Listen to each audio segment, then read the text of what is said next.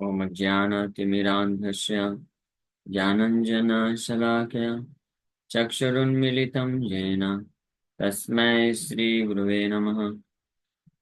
नमो विष्णुपादाय कृष्णप्रेष्ठाय भूतले श्रीमते भक्तिवेदान्त स्वामिनिति नामिने। नमस्ते सारस्वते देवे गौरवाणी प्रचारिणे निर्विशेष शून्यवादी पाश्चात्यदेशतारिणे नित्यानंद नमस्तुभ्यं प्रेमानंद प्रदायिने कलौ कल्मषनाशाय जानवापतये नमः। नमो महावदन्याय कृष्ण प्रेम प्रदायते कृष्णाय कृष्ण चैतन्य नामने गौरतुसे नमः। जय श्री कृष्ण चैतन्य प्रभु नित्यानंद श्री अद्वैत गदाधर शिवासादि गौर भक्त वृंद। हरे कृष्ण कृष्ण कृष्ण हरे हरे हरे राम राम राम हरे हरे। हरे कृष्ण। सो आप सभी भक्तों का हार्दिक स्वागत है आज के प्रातःकालीन श्रीमद् भागवतम के चर्चा में। तो हम लोग चर्चा कर रहे हैं Shrimad Bhagavatam first canto chapter 7 और इसका श्लोक संख्या 7, 7वां अध्याय 7वां श्लोक पहला स्कंद। यस्यां वै श्रूयमाणायां कृष्णे परम पुरुषे भक्तिरुत्पद्यते पुंसः शोकमोह भयापः।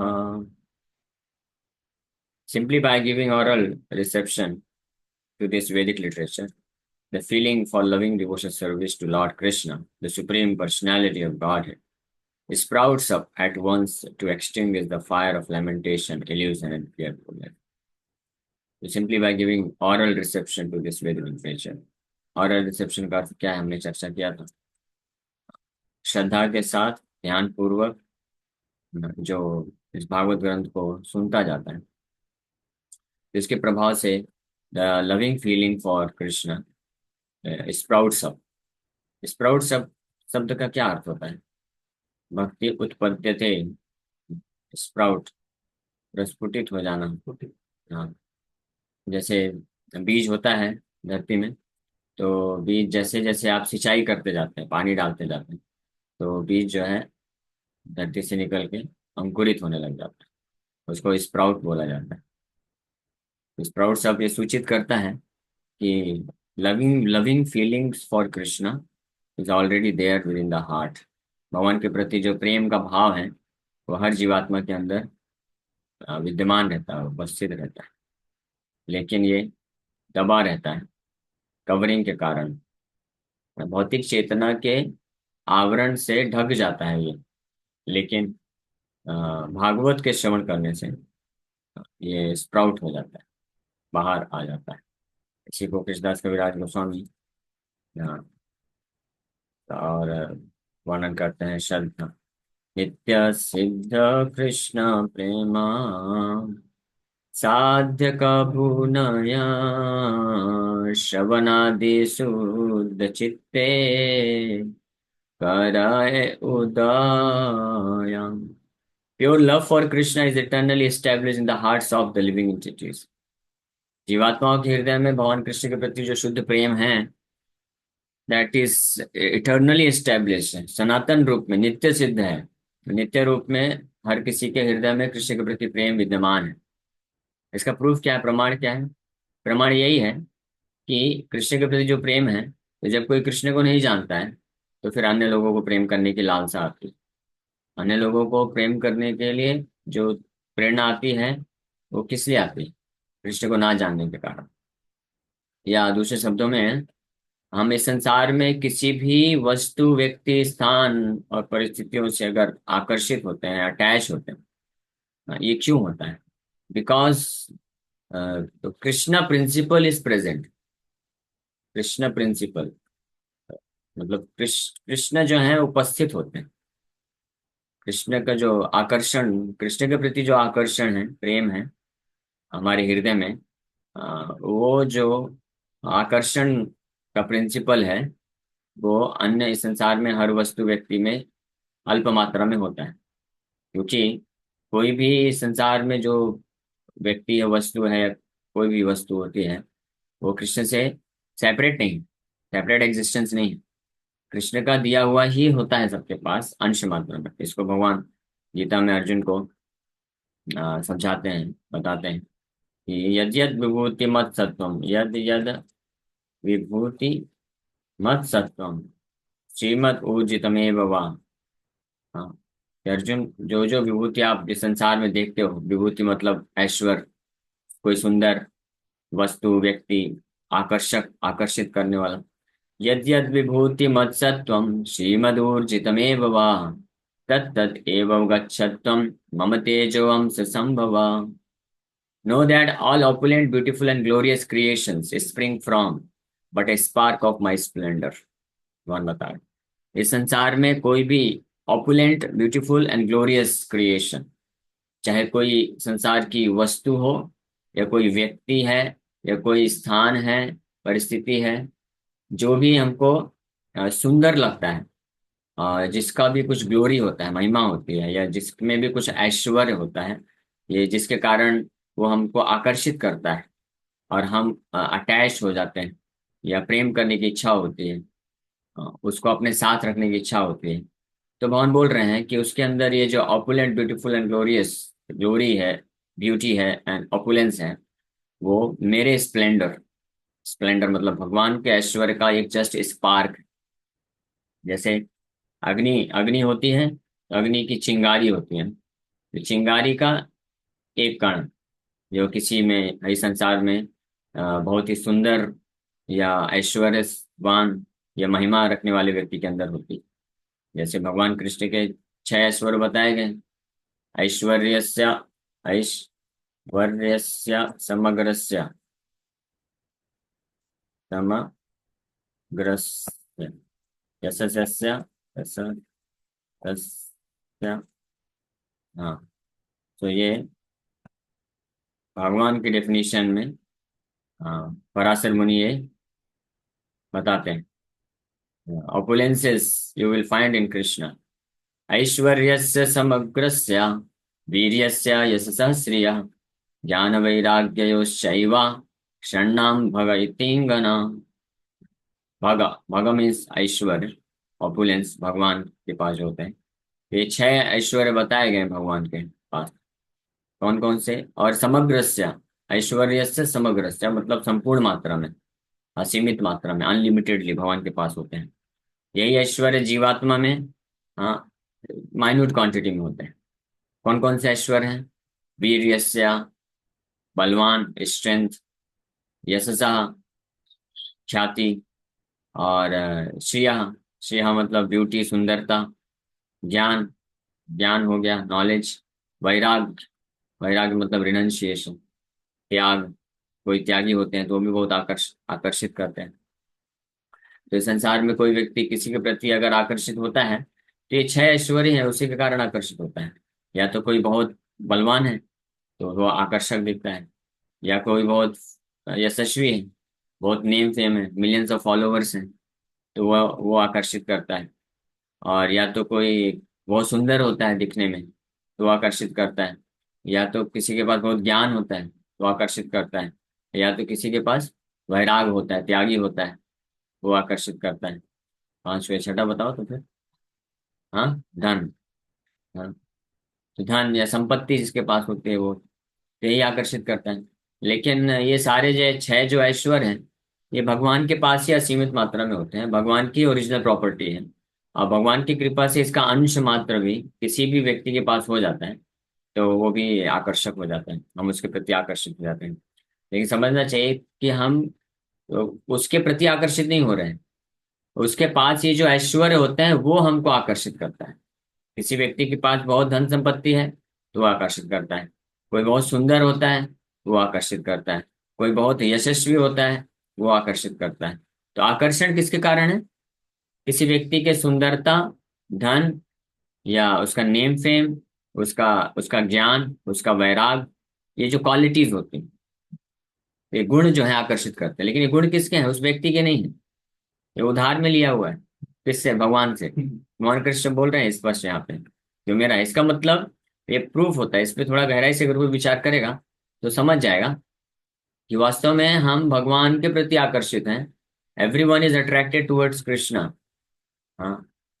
और भगवान के प्रति प्रेम होता है, इसलिए भगवान का जो जो ऐश्वर्य है, भगवान का जो क्वालिटी है, वो अंश मात्रा में किसी भी व्यक्ति के पास आता है तो हम उस व्यक्ति से आकर्षित नहीं होते। वो अंश मात्रा में जो भगवान का ऐश्वर्य उसके पास होता है तो वो हमको आकर्षित करता है उस तरफ।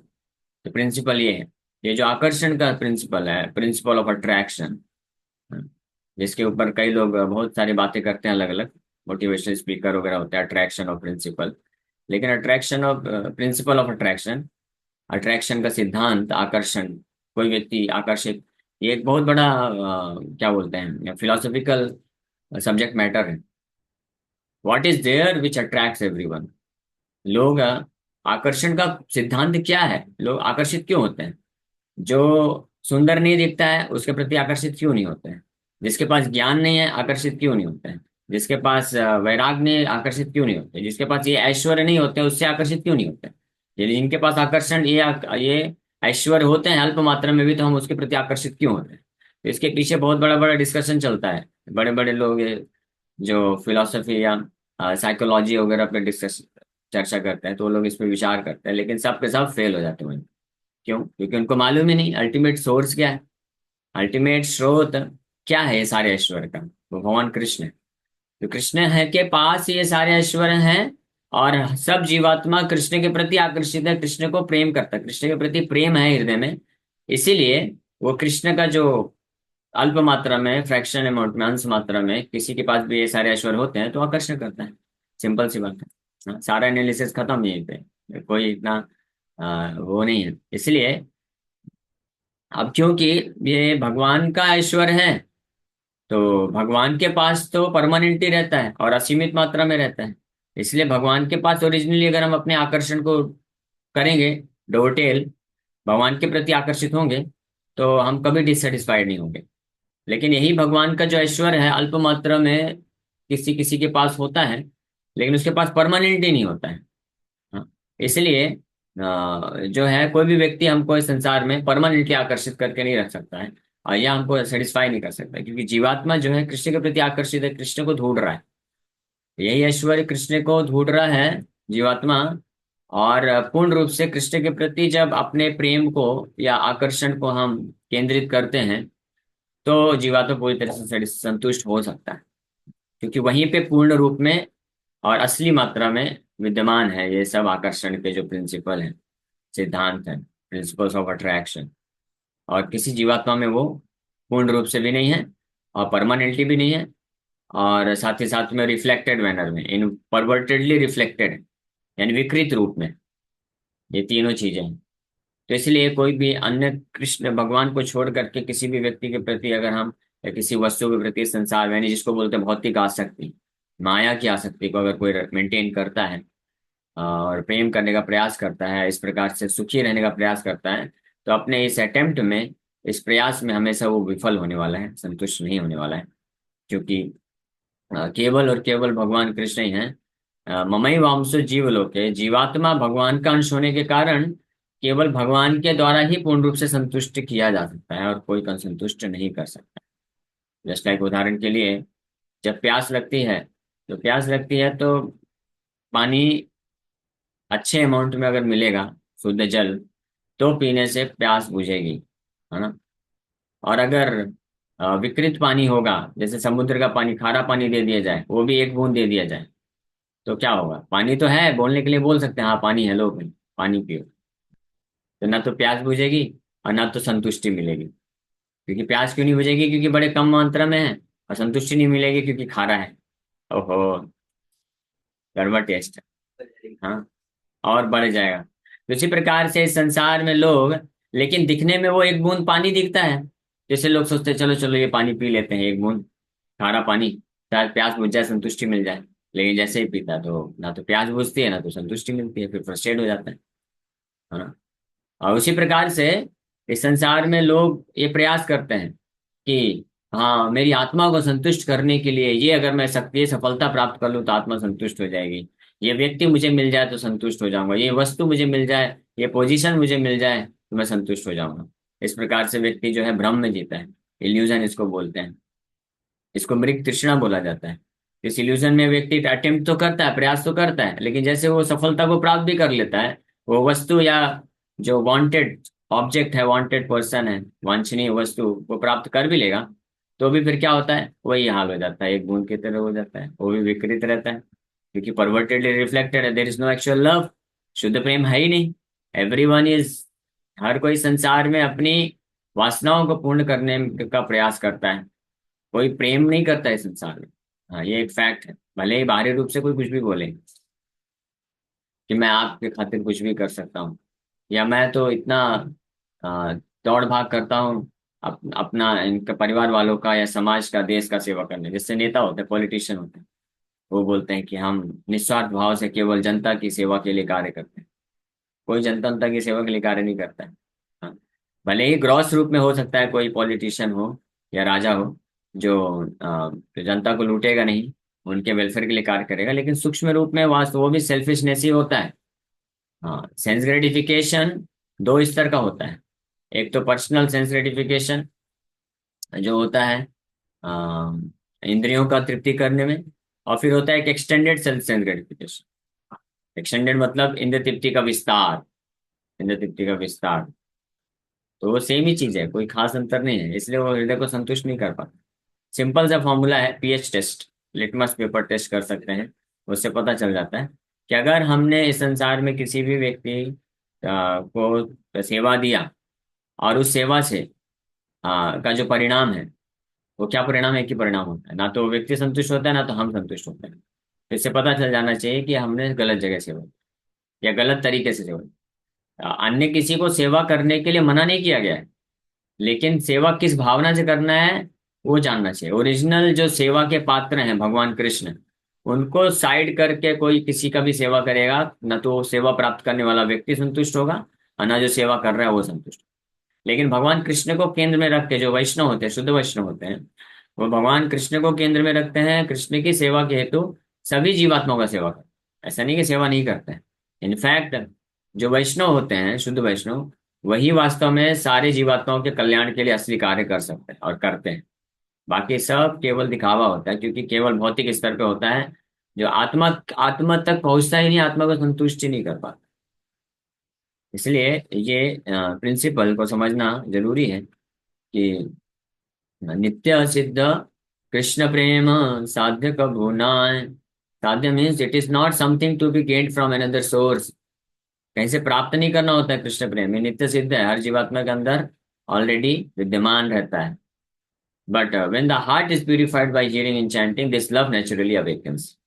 जब हियरिंग एंड चैंटिंग, श्रवण आदि, भगवान के नाम का जप कीर्तन, भगवान की कथा को श्रवण करने से जब ये हृदय शुद्ध हो जाता है, तो ये जो कृष्ण के प्रति प्रेम है ये अपने आप स्वाभाविक रूप से प्रकट हो जाता है, जो यहाँ पे लिखा हुआ है, स्प्राउट्स अप।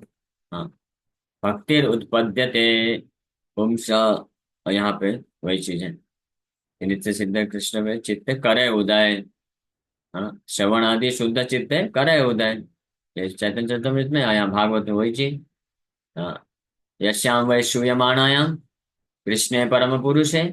कृष्ण परम पुरुष के बारे में कोई श्रूयमाणायाम श्रवण करता है, उनका नाम या कथा, तो भक्ति उत्पद्यते पुंसः, भक्ति उत्पन्न हो जाती है। और यहाँ पे वही चीज बोला गया है, श्रवणादि शुद्ध चित्ते, श्रवणादि करने से, श्रवणादि बोला गया। हाँ, श्रवणादि मतलब श्रवण भी करना, फिर कीर्तन भी करना, स्मरण भी, ये सारी चीजें एक के बाद एक फॉलो करती है। बट स्टार्ट जो होते हैं, स्टार्ट होता है श्रवण से। तो श्रवण से शुद्ध चित्त जब हो जाता है, तब कराय उदय, it awakens in the heart, चित्त हृदय में जो नित्य सिद्ध कृष्ण प्रेम है, कृष्ण के प्रति जो प्रेम है, वो नित्य रूप में, सिद्धावस्था में, नित्य सिद्ध रूप में हर जीवात्मा के हृदय में, जो नास्तिक भी है, जो नहीं भी मानता है, उसके भी हृदय में कृष्ण के प्रति ही प्रेम है। लेकिन कवर होने के कारण उसको समझ में नहीं आता है, उसी प्रेम को वो अन्य जगह प्रकट करता है, बस यही अंतर। लेकिन श्रवण आदि के प्रोसेस से जब हृदय का मैल दूर हो जाएगा, तब वो कृष्ण को पकड़ लेगा, कृष्ण साक्षात्कार कर लेगा। और फिर कृष्ण को प्रेम करना सीख जाएगा। इसी को, यही प्रोसेस है, this is the process of sadhana भक्ति। जो साधन भक्ति हम लोग करते हैं, ऐसा नहीं कि साधन भक्ति हमको कृष्ण के प्रति प्रेम को पैदा कर देता है या कृष्ण के प्रति प्रेम को जन्म देता है। जन्म नहीं देता है। The love for Krishna, which is already there within the heart, but which is covered by all kinds of nasty material desires.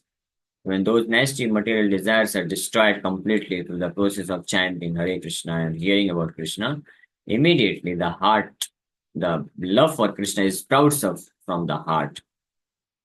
ये है प्रोसेस, इसको विधि, ये विधि बोलते हैं। जो साधन विधि है, साधन भक्ति है, ये क्या है?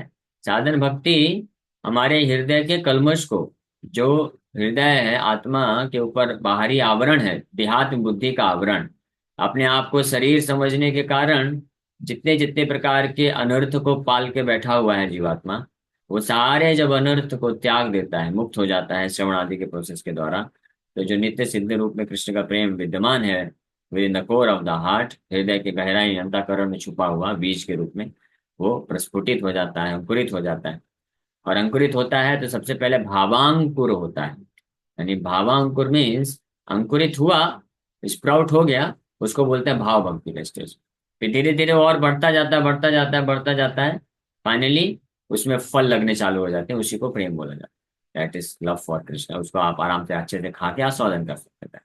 यू कैन रियली सिट, है ना? That is the process. एक साधन भक्ति द्वित प्रकार, एक विधि भक्ति रागानुग भक्ति यार। साधन भक्ति के तरीके से ये प्रोसेस किया जाता है। श्रवण आदि क्रिया तार स्वरूप लक्षण तथस्थ लक्षण उपजाए प्रेम धन। दो साधन भक्ति है। हाँ, वैदिक भक्ति, रागानुगा भक्ति। वैदिक भक्ति मतलब फोर्सफुल भक्ति, बलोत्पादित भक्ति। बलोत्पादित, बल उत्पादित है, यानी शास्त्र को पढ़ के, साधुओं को श्रवण करके, साधु संग में रह करके जो प्रेरणा मिलती है, तो उसको वैदिक भक्ति बोलते हैं, वैदिक साधन भक्ति। और फिर जब इस प्रकार से करते करते ऑलमोस्ट जब हृदय शुद्ध हो जाता है, ऑलमोस्ट मतलब प्रभुपाद जी बोलते हैं ऑलमोस्ट 75-80% हार्ट इज क्लीन, मुक्त हो गया लगभग, तो फिर वो नैष्ठिक की भक्ति प्राप्त करता है, यानी निष्ठा हो जाता है। फिर उसको किसी को बोलना नहीं पड़ता, चलो मंगला आरती में आओ, क्लास ज्वाइन करो, नाम जप करो, 4 नियम पालन करो, नहीं। वो स्वतः प्रेरित होता है और वो सारे ये जो कार्य करता है अपने आप को 24 घंटे वो फिर कृष्ण की सेवा में अपने आप को लगा देता है। किसी को बोलने की जरूरत नहीं पड़ती। तो वहां से निष्ठा की स्टेज चालू होती है। निष्ठा, रुचि। रुचि मतलब फिर उसको अच्छा लगता है भक्ति के अंगों का पालन करके, हाँ, रोध होके नहीं करता है। अभी अभी क्या शुरू के स्टेज में क्या होता है कि नाम जप करता है, किसी तरह से रो धो के करना पड़ता है कि भाई 16 माला का वचन दिया है, नहीं तो प्रभु जी क्या बोलेंगे। हाँ, दीक्षा गुरु को दीक्षा जो दीक्षा लिया तो। लेकिन निष्ठा वाली स्टेज में मतलब रुचि मतलब कि हाँ अच्छा लगता है, ही लाइक्स टू चैंट। फिर आसक्ति आ जाती है धीरे धीरे, attachment. He can not live without chant, he can not live without hearing Krishna कथा। तो कृष्ण कथा और कृष्ण नाम जप के बिना रह नहीं सकता है, उसको आसक्ति बोलते हैं। फिर भाव और गाढ़ा हो जाता है। प्रेम मतलब as soon as he chants Hare Krishna और hears about Krishna, he can realise presence of Krishna. भगवान कृष्ण के उपस्थिति को वो साक्षात्कार कर सकता है जैसे ही भगवान के नाम का जप करता है या भगवान की कथा सुनता है। उसको निष्ठा के बाद रुचि से रागानुगा भक्ति कहलाती है। यानी रागानुगा, राग मतलब अटैचमेंट, अनुगा मतलब अटैचमेंट को फॉलो करते हुए तो जो प्रेरणा मिलती है भक्ति के कार्य को करने से, उसको रागानुगा बोलते हैं। वैधि मतलब विधि के द्वारा, विधि नियम कानून बताया गया है कि आपको 4 बजे उठना है, 4:30 बजे पहुंचना है, मंगला आरती करना है, 16 माला का जप करना है, 7:30 बजे क्लास के लिए ज्वाइन करना है। ये सब जो नियम वाली भक्ति होती है उसको वैदिक भक्ति बोलते हैं। अलार्म लगा करके जो भक्ति होती है, वैदिक भक्ति उसको बोलते हैं। और रागानुगा भक्ति मतलब अंदर का अलार्म लगा चालू हो जाता है फिर कि हाँ आसक्ति कृष्ण के प्रति, मुझे भगवान का दर्शन करना है, भगवान का सेवा करना है, नाम जप करना है, कथा सुनना है, कथा को। तो इस प्रकार से इसको रागानुगा भक्ति बोलते हैं। फिर जब ये भक्ति और गहरी होती है, ये भी साधन भक्ति के अंतर्गत ही आता है। तो यहाँ से कुछ कुछ जो है फिर कृष्ण के प्रति जो भाव है वो अंकुरित होना चालू हो जाता है। और फिर जब ये परिपक्व हो जाता है पूर्ण रूप से, तो ये रागात्मिका भक्ति हो जाती है। राग आत्मिका मतलब then he is fully attached, his heart is completely cleansed at the lotus feet of supreme Lord Krishna. Krishna के चरण कमलों में उसका हृदय पूरी तरह से फंस जाता है, जैसे कमल होता है ना, कमल का पुष्प होता है, तो कमल का पुष्प नीचे जाएंगे तालाब में, तो उसकी जो जड़ें होती हैं वो बहुत फंसाने वाली होती हैं। अगर जो बहुत एक्सपर्ट तैराक भी अगर कोई होगा ना, अगर वो कमल जहाँ पे लगा रहता है उसके आसपास नहीं जाना चाहिए, नहीं तो उधर नीचे गया तो फिनिश, गेम ओवर हो जाएगा। और ऐसा फंसाती है कमल की जो जड़ें होती हैं, वो निकलने नहीं देती। तो रागात्मिका भक्ति मतलब ऐसे ही, कृष्ण के चरण कमल है ना, कमल के जैसे कंपेयर किया गया है। कमल के जैसे पकड़ लेते हैं, हृदय को ऐसा पकड़ते हैं कि फिर हो गया, वो निकल ही नहीं सकता है। फिर तो बेचारा कितना भी प्रयास करे, भौतिक संसार का नहीं रह जाता है वो। जैसे ये योगी लोग ध्यान करते हैं कृष्ण का, परमात्मा का स्मरण करने के लिए बहुत प्रयास करते हैं, अपने मन इंद्रियों को संयमित करके ध्यान लग जाए, एक बार ध्यान तो लग जाए। लेकिन वृंदावन में गोपियां जब भगवान कृष्ण मथुरा चले गए, तो कुछ गोपियां लोग जो है योग करने लग गई, योग कर रही थी। उद्धव जब पहुंचे तो बोले, अरे आप लोग क्यों योगा कर रहे हो? बोले हम योगा कर रहे हैं कृष्ण को निकालने के लिए, निकलते ही नहीं है इधर से। तो योगा में विफल हो गए, तो हो जाती थी वो बार बार, निकाल ही नहीं सकते। जैसे हम लोग जब करते हैं, तो हम लोग बहुत प्रयास करते हैं कि ध्यान पूर्वक जब हो जाए, एकाध कुछ तो थोड़ा तो ध्यान लगे। हरे कृष्णा कृष्ण कृष्ण हरे हरे, कुछ भक्त लोग बड़ा प्रयास करते हैं, इतना संघर्ष करते हैं, हरे कृष्णा कृष्ण कृष्ण हरे हरे, हरे राम राम राम, अरे मतलब अरे। ऐसे पूरा मतलब लगा देते हैं जोर लगा के हैया, लेकिन फिर भी भैया जी चले जाते हैं कहीं और। है ना, ऐसी स्थिति है अभी हमारी। हाँ, लेकिन जब शुद्ध भक्ति, जब कृष्ण प्रेम उदित हो जाता है, तो फिर he can not but think of Krishna, he can not do anything else than think of Krishna. वो कृष्ण को सोचे बिना, स्मरण किए बिना और कुछ कर ही नहीं सकता है। चाहे हरे कृष्ण महामंत्र जप कर रहा हो, या कहीं भौतिक संसार में कोई भी कार्य कर रहा हो, हाँ, कहीं भी जा रहा हूँ, कुछ भी बात कर रहा हूँ, सोते वक्त भी, यहाँ तक कि सोते वक्त भी उसका मन जो है स्थिर नहीं रहता है, कृष्ण के चरण कमलों में फंसा रहता है पूरी तरीके से। उसको बोलते हैं that is a perfectional stage. Each and every moment, each and every breath of his life is spent in remembrance of Krishna. एक एक उसका सांस जो होता है भगवान कृष्ण के स्मरण में जाता है। वो ब्रीदिंग करता है, स्टेथोस्कोप लगाएंगे तो हार्ट बीट नहीं सुनाई देगा, हरे कृष्णा कृष्ण कृष्ण हरे हरे, हरे राम राम राम हरे हरे। आयुर्वेदिक डॉक्टर जब आया था, एक प्रोपात जी का नब्स चेक कर रहा था, तो नब्स चेक कर रहा था, तो उसमें से हरे कृष्ण ध्वनि उसको आभास आ रही। वो बोला, तो ये उसको बोलते perfectional stage of chanting Hare Krishna. But anyway, उस स्टेज पे पहुंचा जा सकता है, कोई ऐसा नहीं है कि वो इम्पॉसिबल है। वो क्यों इम्पॉसिबल नहीं है? क्योंकि वो ऑलरेडी है हृदय में। जैसे बीज है, आपने धरती में बीज बोया, तो बीज पावरफुल है, बस आप सिंचाई सिंचाई करते जाइए, कुछ समय में फिर धीरे धीरे वो अंकुरित हो जाएगा, फल लगेगा, और बैठ के आराम से खाइए फल। है ना, वो फल क्या है? निरंतर कृष्ण का स्मरण, दैट इज द फल, स्मरण। तो वो पॉसिबल है किसी के लिए। हो सकता है हमारा भी बीज धरती के अंदर बहुत गहराई से छुपा हुआ है, पत्थर ला के रख दिया तो वो निकाल दीजिए। इसलिए साधु संघ के द्वारा वो जो बीज को जो है छुपा हुआ है बहुत, तो वो हटाया जाता है, सारे अनवांटेड चीजें। और इसलिए अंदर से निवृत्ति बहुत इंपॉर्टेंट प्रोसेस है। जैसे साधु जो होते हैं, उनका सबसे पहला कार्य क्या होता है? पहले भौतिक आसक्ति को निकालना होता है। जब तक भौतिक आसक्ति रहती है हृदय में, तब तक कितना भी सिंचाई करता रहे, वो बीज को अंकुरित ही नहीं होने देता है ना, बीज दबा रह जाता है, दबा का दबा रह जाता है। इसलिए जब साफ रहेगा, धरती अच्छी रहेगी, उपजाऊ जमीन रहेगी, तब बीज अंकुरित होगा। अगर जमीन उपजाऊ नहीं है, बहुत सारे नॉनसेंस चीजें उसमें पड़ी हुई हैं, तो बीज को फिर सिंचाई मिलता नहीं है अच्छे से, प्रॉपर तरीके से, तो वो उदित नहीं हो पाता है। इसलिए दुस्संग त्यागना जरूरी है। भगवान उद्धव को बोलते हैं, ततो दुस्संग मुत्सृज्य साधु सज्जेत बुद्धिमान संतेवास छिंदंती। छिंदंती मतलब कटाई करते हैं, सफाई करते हैं। जैसे जो एक्सपर्ट फार्मर होता है, तो क्या करता है? कल्टीवेट करता है ना लैंड को, कल्टीवेट करता है, जुताई जब करता है, तो उसके द्वारा जो पृथ्वी है उसको कटना पड़ता है ना, तो थोड़ा कष्ट सहन करना पड़ेगा। फिर उसमें से जो भी पत्थर होंगे और अनवांटेड चीजें होंगी, खरपतवार होंगे, तो वो निकाल निकाल के फेंकता है।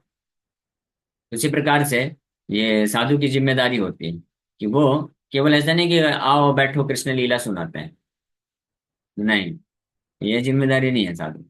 कृष्ण लीला कृष्ण के धाम में जाके सुनिएगा, ठीक है। यहाँ पे पहले जो कंकड़ पत्थर भरे पड़े हैं, उसको निकलवाना चाहिए। मैं एक जगह प्रोग्राम करने गया था, तो ऐसे 50-60 लोग बैठे थे, तो मैं मंगलाचरण किया, उसके बाद पूछा तो आप लोग क्या सुनना चाहते हैं? तो एक माता जी बड़े उत्साह के साथ हाथ ऊपर करके बोली कि प्रभु जी कुछ कृष्ण की लीला सुनाइए, हाँ कुछ बाल लीला सुनाइए। बोला ठीक है माता जी सुनिए, कृष्ण कथा सुनाएंगे आपको। हाँ हाँ प्रभु जी कृष्ण कथा सुनाइए। कृष्ण कथा सुनाएंगे आप, है ना। कृष्ण कथा मतलब कृष्ण ने जो कहा, हाँ वो है भगवत गीता। सुनिए ध्यान से बैठ के, अभी तक बहुत लीला सुन लिया है।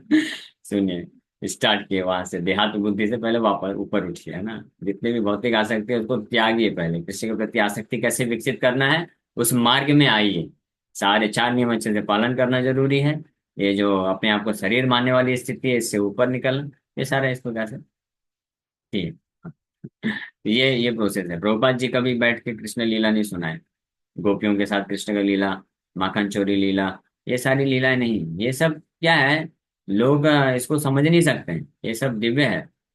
जो तत्व नहीं जानेगा तब तक ये सब कितने सारे मूवीज बने हुए हैं, टीवी सीरियल हैं कृष्ण लीला के ऊपर, और कितने सारे लोग कथा सुनते हैं। सबको मालूम है ना प्रैक्टिकली, पूरे भारतवर्ष में सबको मालूम है कृष्ण जेल में पैदा हुए, और फिर वसुदेव जी उनको लेके जाते हैं, फिर माखन चोरी लीला, फिर रास लीला, फिर वापस आते हैं, कंस का वध करते हैं, फिर द्वारका जाते हैं। ये तो सब बच्चा बच्चा जानता है। फिर भी क्या फायदा हुआ, वही भौतिक आसक्ति बनी हुई है, वही अनर्थ से में पड़े रहते हैं, वही वापस से जन्म मृत्यु का चक्कर चालू रहता है। हाँ। तत्वों के हिसाब से जब तक कोई नहीं जाने, इसलिए भगवान कृष्ण बहुत इंपॉर्टेंट चीज बोले। कृष्ण कथा बहुत महत्वपूर्ण है, कृष्ण लीला ही अल्टीमेट है एक्चुअली में। हाँ अल्टीमेट जो चीज है वो लीला स्मरण है। लेकिन स्मरण बोला गया है, नॉट जस्ट कान से सुन लेना और तत्व नहीं जानना। इसलिए भगवान बोले एवं जो वेति तत्वतः, तत्व के साथ जो जानता है देन वो मुझे प्राप्त करता है। त्यक्त्वा देहम पुनर्जन्म न एति माम एति सुअर्जुना, तब वो इस शरीर को त्याग करके माम एति मुझे प्राप्त करता है, न इति इस भौतिक संसार को प्राप्त नहीं करेगा। जो कौन, जो तत्व के साथ जानेगा। तत्व के साथ जानना मतलब, तत्व मतलब सत्य। सत्य मतलब पहले ये जानना कि मैं देह नहीं हूं, मैं शरीर नहीं हूं, और इस देह से संबंधित जितने भी मेरे सब सो कॉल्ड रिलेशनशिप बना के रखा हूं, this is all nonsense, I have to give it up completely. और कंप्लीट जो अटैचमेंट फॉर कृष्ण के प्रति, यानी हृदय शुद्धिकरण करके जो कृष्ण के प्रति जो सोया हुआ जो प्रेम है उसको पहले जागृत होने की आवश्यकता है। वो जब तक जागृत नहीं होगा, so called hearing of Krishna Leela has no no value at all, कोई उसका मतलब नहीं है। यहाँ तक कि कुछ केसेस में जो कृष्ण लीला सुनता है जो व्यक्ति शुद्ध नहीं है जिसका हृदय, तो वही कृष्ण लीला उसको नरक में ले जाती है। जैसे रासलीला का वर्णन है, तो जिसका हृदय शुद्ध नहीं है तो वो सिर्फ साधारण स्त्री पुरुष के लीला को जैसे सुनेगा और फिर अपराध कर बैठेगा और नरक में जाएगा। इसलिए वर्जित किया गया है कि जब तक कोई अपने हृदय को शुद्ध नहीं कर लेता है साधन भक्ति के द्वारा, you must not attempt to hear about Krishna's pastimes, especially confidential जो pastime, उसको अवॉइड करना चाहिए। ओके समय हो गया, फिर विराम करेंगे। ये श्लोक बहुत महत्वपूर्ण है, तो इसके ऊपर कल और चर्चा करेंगे विस्तार से। Hare Krishna, thank you very much. किसी वक्त का कोई प्रश्न है? तो हरे ये कृष्ण। आप आज जो बोले आपने कि हमें भी वो कमल के नीचे जो एकदम ये है तो वो लेवल तक पहुंचना है, राइट। हाँ हाँ। इसके लिए आप लोग कोशिश तो पता है कि आपको चार नियमों का पालन करना है, ये करना है। पर ये करने के लिए जो पीछे का जो फोर्स है ना, आपको जो आप समझो फोर रेगुलेटरी प्रिंसिपल 16 माला का राउंड, फिर स्मरण करना है। ये तो पता है, मतलब अभी आप जो बोल रहे हो जो रोज आप बता रहे हैं, पर ये क्यों नहीं हो पा रहा है सबसे, मतलब बोले मुझसे, सबसे का बात नहीं, मतलब पहले मैं क्यों स्टार्टिंग। नहीं, क्यों नहीं हो पा रहा है? क्योंकि आध्यात्मिक शक्ति की कमी है। Spiritual, we are lacking in spiritual potential. आध्यात्मिक शक्ति जब कम होता है तो नहीं हो पाता है। इसलिए आध्यात्मिक इम्यूनिटी डेवलप करना पड़ेगा ना। जैसे जब कोई बहुत बीमार होता है, बार बार बीमार पड़ता है, तो उसका इम्यूनिटी कमजोर होता है, प्रतिरोधक क्षमता जो है कमजोर होती है, इसलिए वो हमें से बहुत वल्नरेबल होता है वो। अगर थोड़ा सा भी मौसम चेंज हुआ तो इमीडिएटली इफेक्ट हो जाए। जैसे मेरे शरीर ऐसे ही, एक डेढ़ महीने में कुछ ना कुछ तो होना ही है, या तो बुखार सर्दी कुछ ना कुछ हो ही जाता है। और हर एक साल में परमानेंट जाके सर्विसिंग कराना पड़ता है। इसलिए अब मेरे को फर्क नहीं पड़ता है, मालूम है होना है तो फिर क्यों फालतू टेंशन लेना, कि ये सोच करके कि अरे मैं बीमार पड़ जाता हूँ, अच्छे से खाना चाहिए, अच्छे से सोना चाहिए। ये सब तो शरीर के लिए ऐसा हम नेग्लेक्टफुल हो सकते हैं, लेकिन स्पिरिचुअल लाइफ के लिए नहीं। स्पिरिचुअल लाइफ में अगर इम्यूनिटी कमजोर है तो डेवलप की जा सकती है। साधु संग, साधु संग, साधु संग सर्व शास्त्र का है, लव मात्र साधु संग सर्व सिद्धि है। सर्व सिद्धि है, ये जो आध्यात्मिक शक्ति है, we get this spiritual strength by strictly following the process of sadhana bhakti. साधु का संग करने से और साधन भक्ति करने से, ध्यान पूर्वक, जितना ध्यान पूर्वक हम श्रवण करेंगे कृष्ण कथा का और कृष्ण के नाम का जप करके, तो उतना हमारी आध्यात्मिक शक्ति विकसित होगी। और उस आध्यात्मिक शक्ति के बल पे जो ये जो फोर्स आता है चार नियम तोड़ने का या पाप करने का, उसको हम अपने आप को बचा पाएंगे। तो आध्यात्मिक शक्ति के द्वारा हो सकता है पॉसिबल, एनीथिंग इज पॉसिबल। तो आध्यात्मिक शक्ति जो इसलिए जो ये साधन भक्ति को जो जितना गंभीरता से लेंगे, वो उतना स्पिरिचुअली पोटेंट होते जाएंगे। और स्पेशली मॉर्निंग प्रोग्राम जो होता है, इसलिए बार बार हम प्रभुपाद जी, हमारे गुरु महाराज, कोई भी वरिष्ठ भक्त हैं जो स्पिरिचुअली बहुत एडवांस होते हैं, तो हमेशा इसी चीज पे ज्यादा फोकस करते हैं। बोलते हैं मॉर्निंग, सुबह जल्दी उठना चाहिए। ब्रह्म मुहूर्त का जो टाइम होता है ना, वो इतना पोटेंट होता है, इतना पावरफुल होता है, उसको सोने में व्यर्थ नहीं गंवाना चाहिए। That is the greatest loss a human being being can have in his life. हाँ, किसी भी व्यक्ति के लिए, मनुष्य के लिए स्पेशली, सबसे बड़ा नुकसान अगर कोई हो सकता है, वो है ब्रह्म मुहूर्त में सोना। वो सब कुछ खो गया। ब्रह्म मुहूर्त में सोना या ब्रह्म मुहूर्त में जाके दौड़ भाग करके एक्सरसाइज करना। अब इसमें से कुछ लोग नाराज हो जाएंगे, लेकिन डोंट माइंड, हम आपको एक्सरसाइज ये सब करने का मना नहीं कर रहे हैं, लेकिन ब्रह्म मुहूर्त के टाइम पे मत करिए। ब्रह्म मुहूर्त मतलब सुबह 4:30 बजे से लेकर के 7:30-8 बजे का समय जो होता है, उसमें वो केवल आध्यात्मिक जीवन के लिए देना चाहिए, हरिनाम जप करने के लिए, कथा सुनने के लिए, आरती करने के लिए। उसके बाद फिर आप करिए जो दौड़ भाग करना है, एक्सरसाइज करना है, जिम जाना है। जिम वगैरह तो जाने की जरूरत नहीं है। अगर कोई प्राणायाम ये सब करेगा, इसी से शरीर स्वस्थ रहेगा।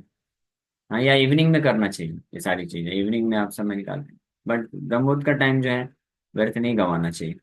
तो ये ब्रह्म मुहूर्त का जो ये वैसे तो 1.5 घंटा होता है, लेकिन वो ब्रह्म मुहूर्त के आगे पीछे भी कुछ समय जो रहता है वो भी पावरफुल रहता है। तो ऐसे 3 से 4 घंटे जो होते हैं, जिसमें 16 माला का जप हो गया, आरती हो गया और एक कथा हो गई, सुन लिए अच्छे से, तो ये आपको पूरे 24 घंटे आपको आध्यात्मिक शक्ति प्रदान करके रखेगा कि आप जो है गिरेंगे नहीं, पतन नहीं होगा, आप रिस्ट्रेन कर पाएंगे। एक एक एक महाराज हैं, बहुत सीनियर महाराज हैं, हिज होलीनेस भक्ति बृहद भागवत स्वामी महाराज। तो वो बता रहे थे, प्रभुपाद जी का ही कोट करते हुए, कि जो भी भक्त रेगुलरली, नियम पूर्वक, अगर सुबह का मंगला आरती मॉर्निंग प्रोग्राम अगर करेगा ना, तो पूरे दिन भर अगर वो कहीं कहीं जॉब करता है, कुछ भी करता है, जाता है, तो अगर स्थिति ऐसी होगी भी कि उसका पतन हो सकता है, चार नियम टूट सकते हैं, लेकिन वो कभी गिरेगा नहीं। He will be able to manage, balance it, उसको बैलेंस कर पाएगा, मैनेज कर पाएगा, कभी पता नहीं हो, जो ये गारंटीड है। मॉर्निंग प्रोग्राम अगर स्ट्रांगली कोई करता है। सबसे बड़ा चैलेंज मॉर्निंग प्रोग्राम करने में है, एक तो है सुबह उठना, ये सबसे बड़ा चैलेंज। हाँ, और इसको इसको ओवरकम किया जा सकता है अगर कोई जल्दी सो जाए। 10:30-11 बजे तक अगर सो जाएंगे तो आराम से 4 बजे उठ सकते हैं, कोई बड़ी बात नहीं है। ये थोड़ा हैबिट लगने की जरूरत होती है बस। और दूसरा चैलेंज होता है कि उठ तो गए, चलो उठ गए, नहा के अच्छे से बड़ा उत्साह के साथ उठ जाते हैं, नहा धो के बढ़िया तिलक लगा के फ्रेश बैठ जाते हैं हरे कृष्णा करने। 2-3 माला के बाद नींद आने लग जाती है। तो ये दूसरा चैलेंज। तो इस चैलेंज को ओवरकम भी किया जा सकता है, इट्स नॉट इम्पॉसिबल। शुरू में थोड़ा संघर्ष होता है। जब नींद आने लग जाए तो उठ जाना चाहिए, खड़े होके जप करिए, चल के जप करिए, हाँ, या बाहर निकल जाइए, टेरेस में जाके जप करिए, मुंह धुल लीजिए। हाँ, ऐसे करने से धीरे धीरे ये हो जाता है, ओवरकम हो जाता है। अगर जरूरत पड़े कि नहीं बहुत फिर थक जाता हूँ मैं, तो दिन में फिर 1 घंटा रेस्ट ले लीजिए, लेकिन सुबह का टाइम कॉम्प्रोमाइज नहीं करना चाहिए। तो जो भी गंभीर हुए हैं ना आध्यात्मिक जीवन में आगे बढ़ने के लिए, यानी हम चार नियम स्ट्रिक्टली पालन कर सकें और कृष्ण के प्रति प्रेम विकसित हो सके, अनर्थ सब नष्ट हो सके, तो उनके लक्षण क्या है? They become very very serious about their morning program. ये करके करके देखिए, ये इफेक्टिव है। ओके, हरे कृष्ण। यहाँ पे विराम करते हैं। बहुत नींद आता है। माला लेके बैठती हूँ तो भी नहाती हूँ, 2-2 3-3 बार जाती हूँ सुबह नहाने के लिए कि नींद इतना ज्यादा नहीं, 8-9 बजे तक तो ऐसा लगता है कि अभी रख दो सब कुछ, सो जाओ पहले। हाँ, तो ऐसे केस में क्या करना चाहिए कि सुबह उठ करके और डिसाइड कर लीजिए कि 16 माला जब तक होगा नहीं, तब तक नहीं जाएंगे सोने के लिए। और 16 माला जैसे हो गया तो बीट बैग को एक तरफ रखिए और जाके सो जाएंगे। मैं तो ऐसे ही करता था शुरू में, जब बड़ी परेशानी होती थी मॉर्निंग प्रोग्राम के टाइम पे नींद आता था, तो मैं डिसाइड कर लिया था कि कम से कम ये सुबह उठ करके और ये भागवतम क्लास तक पूरा अटेंड करूंगा, उसके बाद भले जाकर के पूरा दिन सोता रहूंगा। मन को ऐसे बोल देता था ठीक है तुम बस 9 बजे तक अटेंड कर लो, उसके बाद पूरा दिन तुम्हारा, जाके सो जाओ। हाँ ऐसा। आप बोलेंगे क्या ब्रो जी पूरा दिन थोड़ी ना सो सकते, काम धंधा भी होता है। तो मैं जब स्टूडेंट था और जब जॉब करता था तब की बात कर रहा हूँ, आश्रम ज्वाइन करने वाले के समय बात नहीं कर रहा हूँ। आश्रम ज्वाइन करने के बाद तो बहुत कुछ ईजी हो गया, स्मूथ हो गया। जब जॉब करता था तब भी मैं इस बात ये सोच करके करता था मन प्रोग्राम, क्योंकि मन जो है ना चीट कर सकता है। मन बोलेगा अरे पूरा दिन जॉब करना है, तुम बहुत थके हुए, जाके सो जाओ। बोला भाड़ में गया जॉब, मैं पूरा मॉर्निंग प्रोग्राम करूंगा, और अगर थका हुआ रहेगा नहीं कर पाऊंगा तो जॉब छुट्टी ले लूंगा, मैनेजर को बोल दूंगा आज नहीं आ रहा हूँ, जो करना है कर लो। मतलब मैं पर्सनली ऐसा विचार करता था, आपको मैं नहीं बोल रहा हूँ कि आप भी ऐसे करें, लेकिन ऐसा कभी हुआ नहीं, इस हद तक नहीं हुआ कभी भी, है ना? वो हो जाते बस, वो मन का चीटिंग होता है, मन धोखा देता है मॉर्निंग प्रोग्राम में, आप समझिए इस बात को। आपको जबरदस्ती ऐसा फील कराएगा कि नहीं अगर आप सोओगे नहीं तो तबीयत खराब हो जाएगी, और आप काम पे फोकस नहीं कर पाओगे, ये सारी चीजें होगी। तो मन को बोलने का, हमें ये बोल देने का कि जो भी हो जाए, शरीर भी छूट जाएगा तो मॉर्निंग प्रोग्राम करते करते शरीर छोड़ेगा। ज्यादा से ज्यादा क्या होगा, शरीर छूट जाएगा तो इतनी कौन सी बड़ी टेंशन है, ये कपड़ा ही है ना, एक कपड़ा चेंज हो गया, दूसरा कपड़ा अच्छा मिल जाएगा, वो अच्छा कपड़ा पहन के अच्छे से आप मॉर्निंग में बैठ के जब कर सकेंगे। अभी ये जो कपड़ा है, किसी का बहुत दुबला कपड़ा है, किसी का बहुत मोटा कपड़ा है, तो उसके कारण समस्या उत्पन्न हो रही है ना मॉर्निंग प्रोग्राम करने में। पूरा लगा देने का अपने, ये संकीर्तन यज्ञ है। यज्ञ मतलब यज्ञ की अग्नि में अपने आप को झोंक देना चाहिए। हाँ, sacrifice, sacrifice your time, energy, body, everything in the sankirtan yajna। ये है मतलब, यज्ञ मतलब सेक्रीफाइस करना पड़ेगा।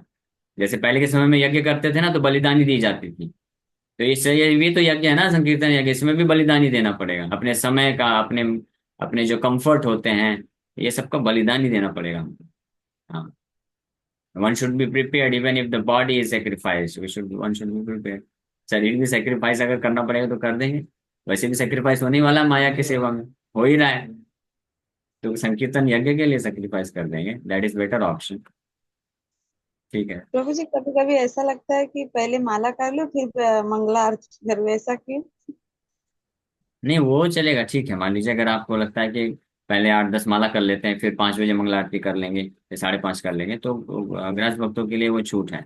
आप लेकिन एक टाइम फिक्स कर लीजिए, मान लीजिए 4 बजे आप उठ जाते हैं, स्नान वगैरह करके बैठ के माला कर लीजिए 5 बजे तक, 5:30 बजे तक, और फिर उसके बाद मंगला आरती कर लीजिए आधा घंटा, और फिर उसके बाद फिर माला कर लीजिए। तो ये जी आपके जी पास चॉइस है। ठीक है, जी। लेकिन चलिए। सोना नहीं है, बस ये ध्यान रखना है, जी समय जी व्यर्थ नहीं जी। जाना। गाँव में 5-6 बजे अपने आप आँख खुल जाती है, मुंबई इतना जल्दी उठने के लिए बना ही नहीं है, नींद तो आएगी ही ना। सूरज खुद 6:30 बजे उगती है यहाँ पे। अच्छा, मुंबई इसके लिए नहीं बना है, हम लोग कहाँ मुंबई में नहीं रह रहे, हम लोग कहाँ रह रहे हैं, मुंबई में रह रहे हैं ना हम लोग भी। आप बोलेंगे नहीं प्रभु जी आप तो वैकुंठ में रह रहे हैं, प्रभुपाद जी बोले इस्कॉन टेम्पल वैकुंठ है, मुंबई में नहीं है आप तो, हम मुंबई में रह रहे हैं, मुंबई में पॉसिबल ही नहीं सुबह जल्दी उठना। तो आप भी वैकुंठ में आ जाइए, कौन मना किया है। आइए, इस्कॉन टेम्पल में स्वागत है। मतलब ये उनके लिए बोल रहे हैं, एक प्रभु जी, यूथ हमारा प्रभु जी पूछ रहा है प्रश्न, तो उसके लिए ऑप्शन है, बाकी लोग माताओं के लिए ऑप्शन नहीं है। ठीक है, क्यों सेक्रीफाइस करना अपना जीवन को, जब आप जानते हैं कि आप मंदिर से दूर, भक्तों के संग से दूर, घर में नहीं उठ पा रहे हैं, नहीं कर पा रहे हैं, जब तो घर छोड़ दो, आ जाओ भक्तों के संग में आ जाओ, असली घर तो यही है। वेलकम। ठीक है, ओके, यहीं पे विराम करते हैं, thank you very much. Hare Krishna.